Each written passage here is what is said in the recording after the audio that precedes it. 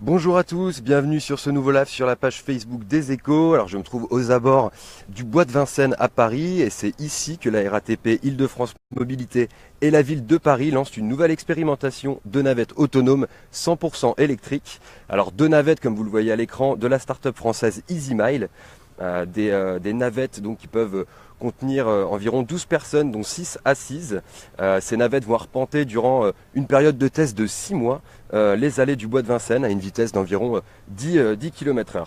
Alors je vais justement embarquer dans cette navette du futur si on peut dire, en compagnie de Mathieu Dunant. Mathieu Dunant, directeur de l'innovation du groupe RATP, qui va nous en dire un petit peu plus. Bonjour Mathieu Dunant. Bonjour.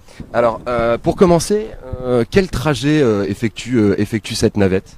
Donc la navette fait le trajet entre le parc floral de Vincennes, donc l'endroit où on se trouve, et puis le terminus du métro au château de Vincennes, donc un petit peu plus loin dans l'avenue qui est juste à côté de nous. Très bien, donc du coup on va embarquer et faire ce trajet. Vous allez nous en dire du coup un petit peu plus pendant le trajet. Bonjour.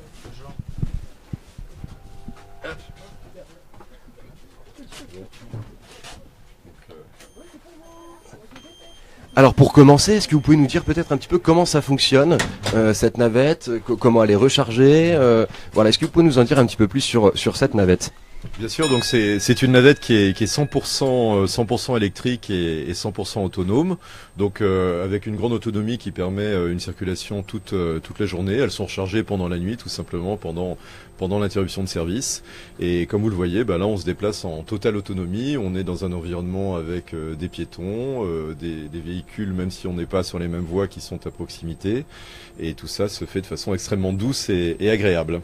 Alors justement, comment est-ce que cette navette évite les différents obstacles qu'elle peut rencontrer ?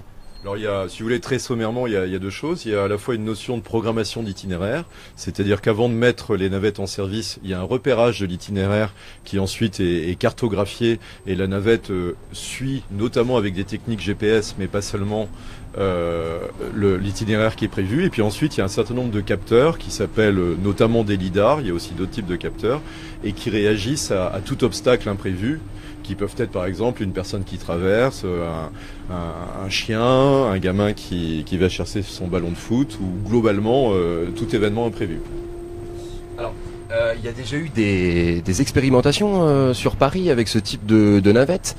Quel bilan, notamment sur le pont Charles de Gaulle, quel bilan vous avez pu tirer de ces premières expérimentations ? Le bilan est vraiment extrêmement positif. Sur le pont Charles de Gaulle, on a transporté 30 000 voyageurs en 3 mois. Les voyageurs sont extrêmement satisfaits du service qui leur est proposé. Ils sont aussi très sensibles à la nouveauté technologique qui vis-à-vis de laquelle ils ont une véritable curiosité. Et puis pour la RATP, c'est aussi une façon de développer l'analyse qu'elle se fait des attentes de ces voyageurs, et puis évidemment la relation commerciale qu'on a avec nos clients et nos voyageurs. Alors, ce type de navette, sur quel type de trajet ça peut être utilisé ? Il y a beaucoup d'options. Là, vous avez un exemple parfait avec la desserte, par exemple, la desserte du Bois de Vincennes.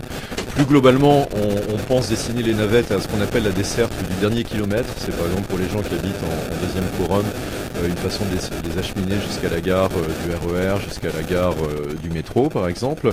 Un autre cas typique, c'est les dessertes de sites fermés ou semi-ouverts, de type campus d'entreprise, campus universitaire, cluster, zone aéroportuaire.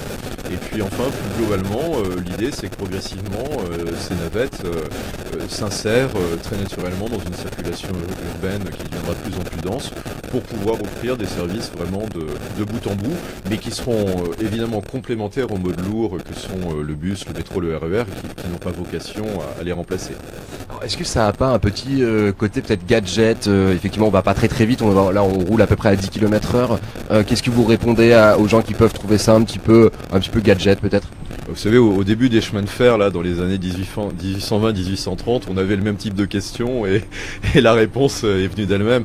Non, on est au contraire sur des produits qui sont à la fois technologiquement très intéressants, mais qui offrent un vrai service. Aujourd'hui, la desserte du Bois de Vincennes pouvait être améliorée. On a décidé avec la ville de Paris, Île-de-France Mobilité, d'offrir un service avec ces navettes et au-delà du côté technologiquement très, très intéressant, c'est vraiment des voyageurs qu'on transporte tous les jours jours et qui sont eux-mêmes très ça, si vous voulez. Il y a encore un certain nombre d'obstacles technologiques qui devront être franchis, mais ces véhicules ont bien vocation à terme à évidemment s'insérer dans une circulation urbaine dense. Ce qui est un petit peu paradoxal, c'est que leur défaut risque d'être leur niveau de sécurité, au sens où, comme vous savez, on est aussi un peuple parfois un petit peu indiscipliné en France, et comme le véhicule est intrinsèquement très sûr, un piéton qui traverse juste devant, en fait, provoque son arrêt. Donc il y a aussi des nouveaux équilibres à trouver, mais évidemment en garantissant la sécurité absolue des voyageurs et de l'environnement. Très bien, merci beaucoup. Donc pour rappel, Mathieu Dunant, directeur de l'innovation au sein du groupe RATP. Et du coup, je vais vous laisser donc sur ces images, donc pour rappel, deux navettes autonomes qui sont mises en place ici au Bois de Vincennes et qui vont être testées durant près de 6 mois. Voilà, un trajet gratuit que vous pouvez effectivement essayer si vous le souhaitez. Merci beaucoup de nous avoir suivis et à bientôt sur la page Facebook des Échos.